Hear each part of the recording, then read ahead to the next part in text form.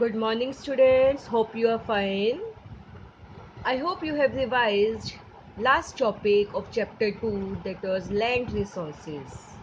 Now we will start second topic, that is soil resource. As from the name, in simple words we can say what is soil. Soil is the thin layer of the earth which covers the surface of the earth, or we can say soil refer to the thin layer of grainy substances covering the surface of the earth. Here are some features of soil. Soil is formed by the disintegration of rocks and decayed organic matter. में soil किससे बनती है? जब rocks जो है disintegrated हो जाते हैं, ब्रेक डाउन होके सेपरेट हो जाते हैं। And decade organic matter, decade organic matter में हमारे सड़े गले पौधे, पत्तियां, एनिमल्स, ऑर्गेनिजम्स आते हैं। उनसे क्या बनती है? Soil. Next point is it governs the agricultural pattern of the area. Means our agricultural pattern is depend upon the soil. The topmost layer of the crust made of decayed plants and dead organisms is called humus. Means जो topmost layer है वो किससे बनती है? Decayed plants से, सड़े गले पौधों से और डेड ऑर्गेनिज्म से, जो किसका जिसको क्या बोलते हैं? ह्यूमस। और वो क्या वर्क करती है? एक तरह से फर्टिलिटी इंक्रीज करती है। Humus mixes with disintegrated rock materials to form the layered structure of soil. Humus क्या वर्क करती है? मिक्स होती है रॉक्स मटेरियल्स के साथ, जिससे वो डिफरेंट लेयर्स में डिवाइड हो जाती है। This layer structure spread from the bedrock to the top surface layer is known as the soil profile. I think you have learnt about soil profile. What is soil profile? means soil की जो layered होती है, different layer जो horizontal form में होती हैं, bedrock to top surface में starting से लेके बिल्कुल top surface तक. Let me explain through diagram soil profile.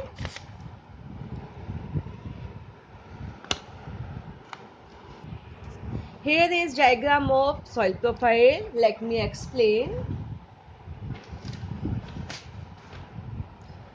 This is divided into different horizons. First we will start from horizon A, that is topsoil, on which we can grow plants or agricultural crops. It contains humus and finer particles of rock. Means rock की जो बिल्कुल fine quality होती है वो किस में मिलती है हमें? होरिजोन ए में और टॉप सॉइल में. Second is B horizon, that is called subsoil. It lies below the top soil, यानी कि टॉप सॉइल से नेक्स्ट क्या है? Subsoil. That contains small rocks particles, जिसमें रॉक्स के छोटे छोटे पार्टिकल्स और सोल्यूबल मिनरल्स, यानी कि वो मिनरल्स जो डिजोल्व हो जाते हैं, घुल जाते हैं, वो हमें किसमें मिलते हैं? बी होरिजोन में, यानी कि सब सॉइल में. नेक्स्ट आता है सी होरिजोन. मीन्स फ्रेगमेंटेटेड रॉक मटेरियल, जिसमें रॉक्स जो है फ्रेगमेंट होके बिल्कुल डिवाइड होके, ये कहाँ पे मिलता है हमें? सब सॉइल के ठीक नेक्स्ट वाला क्या होता है हमारा? सी होरिजोन और fragmented rock materials. It It just lie below the subsoil and above the topsoil. It is made up of small pieces of rocks that come from parent rock. यानी कि last जो हमारा है D horizon, we can say bedrock और parent rock. इससे ये किसका बना हुआ है? रॉक मटेरियल्स का ही. रॉक मटेरियल से कहाँ पे जाते हैं? हमारे सेकेंड स्ट्रक्चर पे, लास्ट सेकेंड पे, that is called fragmented rock. Last क्या है हमारा? The horizon consist of parent rock और वी कैन से बेडरॉक, जिसमें क्या होते हैं? अनवेदर्ड सॉलिड रॉक्स होते हैं. I think you have it is clear. Now next point is factors affecting formation of soil. में कौन से ऐसे फैक्टर्स होते हैं जो सॉइल को अफेक्ट करते हैं?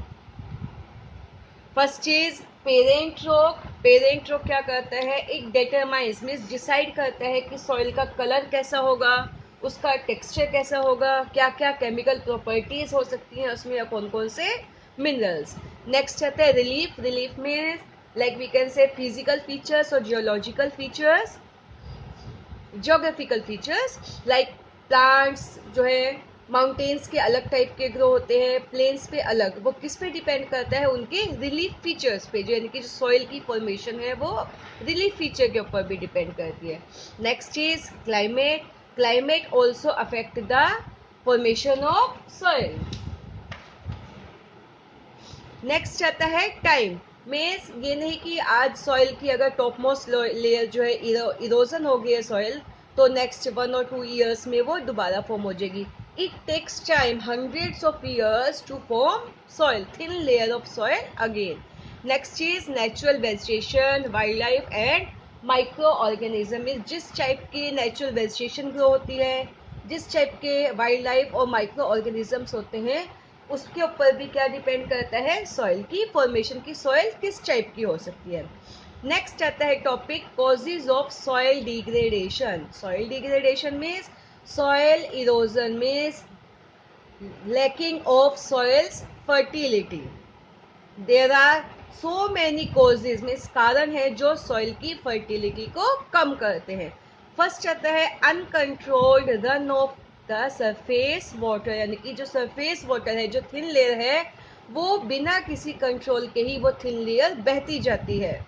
सेकंड आता है ओवर ग्रेजिंग ऑफ लैंड। अगर एक पर्टिकुलर लैंड एरिया पे कंटिन्यूसली एनिमल्स ग्रेज करेंगे तो वहाँ की जो सॉइल है उसकी फर्टिलिटी कम हो जाएगी, उससे वो सॉइल इरोज हो जाएगी। तो हमें क्या है, next point is over grazing of land, यानी कि अगर एक पर्टिकुलर प्लेस पे ओवर ग्रेजिंग भी क्या बनती है, सॉइल इरोजन का कारण। नेक्स्ट आता है इम्प्रॉपर फार्मिंग टेक्निक्स, यानी कि जो फार्मिंग की प्रॉपर टेक्निक्स अगर यूज नहीं करते फार्मर्स प्रॉपरली, उनको tools and machines and fertilizers and pesticides use नहीं करते, तो उससे भी सॉइल की फर्टिलिटी कम होती है। Next is deforestation means cutting down of trees in large number, that also cause soil erosion. Next चीज over use of chemical fertilisers and pesticides means जरूरत से ज़्यादा एग्रीकल्चरल ग्रो करने के लिए जब केमिकल्स और पेस्टिसाइड्स यूज की जाते हैं तो उससे भी सॉइल की फर्टिलिटी को इफेक्ट होता है। नेक्स्ट चीज लैंडस्लाइडिंग मीन्स लैंड का स्लाइड हो जाना, ढह जाना। फ्लड, बाढ़ भी होती है जो आती है, उससे भी सॉइल इरोज होती है। Strong winds and rainfall also causes soil degradation or soil erosion. And next is human activities. Human being also involved in soil erosion means humans की जो activity होती है like mining, extra buildings, crop area को under industries ले लेना, ये भी क्या करता है, सॉइल की फर्टिलिटी को कम करता है। So we should conserve soil means हमें सॉइल को इरोज होने से, उसको डिग्रेड होने से रोकने के लिए we should use some methods. How we can control soil erosion? Through these methods. First is afforestation means planting more and more trees. Mulching. Mulching क्या होता है इस मेथड में, ऑर्गेनिक मैटर्स को खाली जगह वाली, खाली पड़ी हुई जमीनों पे ग्रो किया जाता है, उनकी ग्रास लगा देते हैं, तो उससे सॉइल की फर्टिलिटी रुकी रहती है, क्योंकि उसकी रूट्स जो है सॉइल को इरोज होने नहीं देती है। टू कंट्रोल ओवरग्रेजिंग, हमें ओवरग्रेजिंग को कंट्रोल करना चाहिए। Next is counter barriers means counter barriers outline barriers, हमें ऐसे रिस्ट्रिक्शंस लगाने चाहिए जिससे, यानी कि टेबल्स लगा दिए, फोल्डर्स लगा दिए, जिससे क्या हो सकेगा, ग्रास ग्रो कर दी, स्टोन्स लगा दिए, सॉइल बैग्स लगा देने से क्या होगा, सॉइल इरोज होने से बह जाएगी। नेक्स्ट आता है रोटेशन ऑफ क्रॉप्स। क्रॉप्स को एक ही क्रॉप को ग्रो नहीं करना, बार बार क्या करना है, उसको रोटेट करके लगानी है क्रॉप, उससे भी सॉइल कंजर्व हो सकती है। Next is counter ploughing means outline ploughing of area. Next is terrace farming. Terrace farming के जो हिल स्लोप्स होती हैं वहाँ पे क्या होते हैं, टेरेसेस बनाए जाते हैं ताकि सॉइल जो है वो पानी के साथ अगर बहती हुई भी आएगी तो कम से कम लास्ट सॉइल टेरेस तक वो रुक जाएगी। Next is construction of dams means government को ज़्यादा से ज़्यादा डैम्स कंस्ट्रक्ट करने चाहिए जिससे वो सॉइल की फर्टिलिटी को क्या कर सके, इम्प्रूव कर सकें। नेक्स्ट इज इंटरक्रॉपिंग, इसमें क्या कहते हैं कि ऑल्टरनेटिव रोज बनानी चाहिए, जिससे क्या हो और डिफरेंट टाइप पे उनकी हार्वेस्टिंग और सोइंग होनी चाहिए, यानी कि ऑल्टरनेटिव रोज बनाई, एक रो में डिफरेंट क्रॉप, दूसरी रो में डिफरेंट प्लांट्स। तो जब डिफरेंट प्लांट्स होंगे तो उनकी सोइंग का, उनकी फ्लोइंग का, उनके हार्वेस्टिंग का टाइम डिफरेंट होगा, तो सॉइल की फर्टिलिटी बनी रहेगी। Now next and last topic is water resources. You know, water is an important component of natural environment. Means land important है, जैसे soil important है, air important है, as well as water is also important. It is a tasteless, colorless and odorless substance. Means ना तो पानी में कोई taste होता है, ना कोई color. That covers about 3/4 part of the earth surface में। हमारे अर्थ के 3/4 पार्ट पे किससे कवर्ड है? वाटर से। The earth is therefore called the water planet और ब्लू प्लैनेट। इसलिए अर्थ को हम क्या कहते हैं? नीला ग्रह या फिर वाटरी प्लैनेट भी कहते हैं। वाटर है इसलिए अर्थ पे लाइफ भी पॉसिबल है। अब हम एक डायग्राम पाई चार्ट के थ्रू ये देखेंगे कि हमारा जो वाटर है अर्थ पे वो किस किस पार्ट्स में डिवाइड है। फर्स्ट आता है, आपको पता 3/4 पार्ट में वाटर है, तो जो हमारे जो वाटर का पार्ट है वो कितना है? सलाइन में जो सॉल्टी वाटर है उसने अबाउट 97% एरिया को कवर किया, यानी कि जो अर्थ का जो वाटर है उसमें से 97% कितना है? कैसा वाटर है? सलाइन। फिर कितना बचा हमारे पास? ओनली नियर अबाउट 3% जो फ्रेश वाटर है। अब उस 3% का भी अगेन डिस्ट्रीब्यूशन होता है, तो 3% में से जो हम देखते हैं 100% मान के चलते हैं, इसमें से 68.7 में नियर अबाउट 70% वाटर जो है वो किससे कवर है? आइस कैप्स एंड ग्लेशियर, यानी कि जो ग्लेशियर्स हैं और आइस कैप्स हैं उसमें कितना वाटर प्रिजर्व किया हुआ है? उन्होंने कवर किया है नियर अराउंड 69%। नेक्स्ट क्या है? 30% क्या है? हमारा ग्राउंड वाटर है। एंड अदर्स में क्या आ जाते हैं हमारे? 0.9% में अदर्स। अदर्स कौन सा? जो सरफेस पे हम देखने को मिलता है में। उस अदर का हम देखें 100% में से तो लेक्स कितने परसेंट वाटर है लेक्स में? 87%। स्वैम्प्स एरिया, जो मार्शी एरिया, दलदली एरिया होते हैं, वो कितना वाटर का होता है उनमें? 11%। और रिवर्स क्या है हमारी? 2% वाटर को रिजर्व करते हैं। I hope it is clear. Now we will start. Uses of water resources means how we can use water resources. You know, water is a vital, means very important renewable natural resource. Renew होता रहता है, last chapter में हमने करा था। It provides shelter to a variety of living organisms. means बहुत सारे ऐसे plants and animals हैं जो कहाँ पे रहते हैं? पानी में। तो पानी क्या करता है उनको, यानी कि वाटर रिसोर्सेज जो उनको शेल्टर प्रोवाइड करते हैं। Next is different types of plants depend on water. Different types के प्लांट्स जो है किस पे डिपेंड करते हैं? वाटर पे। Water is used in industries for processing and cooling, यानी कि इंडस्ट्रीज की जो डिफरेंट प्रोसेसेस होती हैं और कूल डाउन का जो प्रोसेस होता है वो किस पे डिपेंड करता है? वाटर पे। Next point is water is used for cleaning in air conditioning and machines etcetera. Next is water is use for generating hydro electricity, यानी कि वाटर से क्या करी जाती है? पानी से बिजली बनाई जाती है। Next point is it is use for transportation purposes, यानी कि we can use it as water base और for transportation. Next point is it is use to meet our daily needs, means drinking से लेके हमारे जितने भी domestic work होते हैं वो किस पे डिपेंड करते हैं? वाटर पे।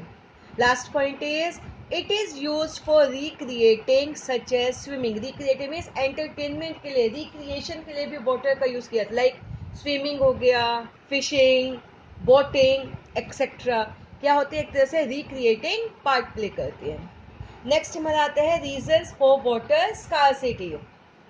अगेन अगर हम किसी भी रिसोर्स को अनलिमिटेडली यूज करेंगे तो क्या होगा? उसकी लैकिंग होगी। सेम डिफरेंट रीजंस है, बहुत सारे कारण हैं जो क्या करते हैं? वाटर स्कार्सिटी को बढ़ाते हैं, यानी कि वाटर की लैकिंग को बढ़ाते हैं। First is changing land use pattern and need for irrigation coupled by inefficient use of water। यानी कि जो लैंड यूज पैटर्न यानी कि लैंड को हम एग्रीकल्चरल के लिए यूज कर रहे हैं, बिल्डिंग के लिए यूज कर रहे हैं, उसको बैरन बंजर छोड़ रहे हैं, और जो इरिगेशन की जो नीड होती है उसके ऊपर डिपेंड करते हैं क्या, वो रीजन बन जाता है एक तरह से वाटर स्कार्सिटी का, वाटर की लैकिंग का। नेक्स्ट पॉइंट आता है pollution of water bodies as well as degradation of our environment. यानी कि वाटर बॉडीज के रिवर्स, पोर्ट्स, लेक्स जब क्या हो जाती है, डिसकंटामिनेटेड और पोल्यूटेड हो जाती हैं, तो उनसे और साथ साथ वो खुद तो लोग करते ही हैं वाटर बॉडीज को polluted, as well as environment को भी हार्म पहुंचाते हैं। लास्ट पॉइंट आता है global warming and drying up of many streams and rivers. यानी कि जब रिवर्स एंड स्ट्रीम्स ड्राई हो जाती हैं, और आप सबको पता है कि ग्लोबल वार्मिंग तो हमारे एनवायरनमेंट को बहुत ज़्यादा इफेक्ट करती है, एज वेल एज ये वाटर के रिसोर्सेज को भी अफेक्ट करती है, और वाटर की लैकिंग हो जाती है, यानी कि पानी की कमी हो जाती है। Now next and the last topic is conservation of water resources, means we should use water in judicial way or in limited way so that we can conserve water resources for present and for future also. First point is we should grow different types of natural vegetation to slow down the surface runoff। यानी कि surface के soil को बहने से रोकने के लिए क्या करना चाहिए, grow different types of vegetation. Second is impound water resources by making check dam. यानी कि जो वाटर को चेक करने के लिए, वेस्ट होने से रोकने के लिए क्या करना है, डैम्स के ऊपर भी कंट्रोल करना है, उनको चेक करते रहना है। Next is rain water harvesting technique can be use. यानी कि जो रेन वाटर होता है उसको हार्वेस्ट यानी कि उसको दोबारा से यूज़ करने के लिए rain water harvesting technique use की जा सकती है, जिससे ज़्यादा से ज़्यादा वाटर सेव हो सके।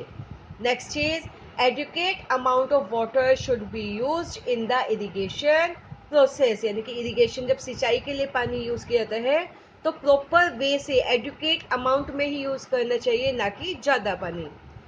इन एरिड रीजन में और इन डेजर्ट रीजन जो रेतीले जगह होती हैं वहाँ पे कैसे की जाती है इरिगेशन, स्प्रिंकल यानी कि छिड़काव कर दिया, या ड्रिप या ट्रिकल भी क्या होती है, एक तरह से ड्रिप इरिगेशन ही मेथड होती है, जिससे इरिगेशन करके हम पानी को सेव कर सकते हैं। नेक्स्ट पॉइंट आता है recycled water should be use as coolant in the industry. यानी कि इंडस्ट्री का जो वाटर वेस्ट होता है उसको रिसाइकल करके दोबारा से मशीन्स को कूल डाउन करने के लिए और उनके दूसरे प्रोसेसेस के लिए हम यूज कर सकते हैं। And the last point is at home we should also check the wastage of water, means we should control wastage of water at home also, means we should start, हमें starting कहाँ से करनी होगी, अपने घरों से, ताकि ज़्यादा से ज़्यादा जो वेस्टेज होती है पानी के घरों से उसको हम कंट्रोल करें और क्या कर सकेंगे, इस तरह हम वाटर रिसोर्सेज को कंजर्व कर सकेंगे। I hope these all points have been cleared. Now your homework is you have to do revision again, means you have to go through all these points again and try to make question answers. Thank you and have a nice day.